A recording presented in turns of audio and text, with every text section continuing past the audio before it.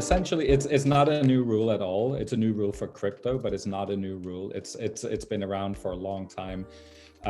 So when you send a Swift transaction from your bank, right, from, let's say, from Barclays in UK to Citibank in the US, Barclays sends information to Citibank about you as a customer and to the receiving bank.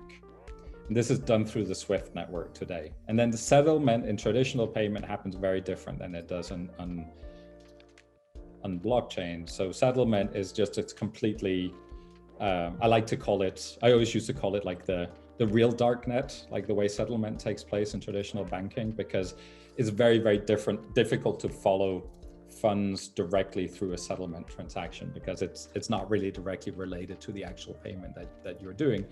So there's this need for Swift to send information about who's the customer that's receiving this, who's the institution it's going to, who are you as an institution, and who is your customer.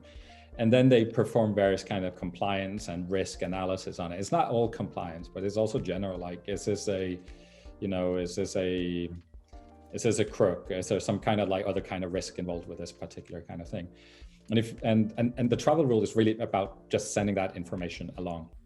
But one big misunderstanding a lot of people have around the travel rule, that the travel rule isn't there because of the travel rule. It's not the reason that regulators want you to do this isn't because you should implement the travel rule. It's because you need, as a business, you need to be able to have a proper AML, like anti-money laundering and KYC kind of process. And if you're just sending, it may be that you're KYCing your customers like most exchanges do today, but the minute that they send the funds, you can easily be sending it to the Nicaraguan vice president,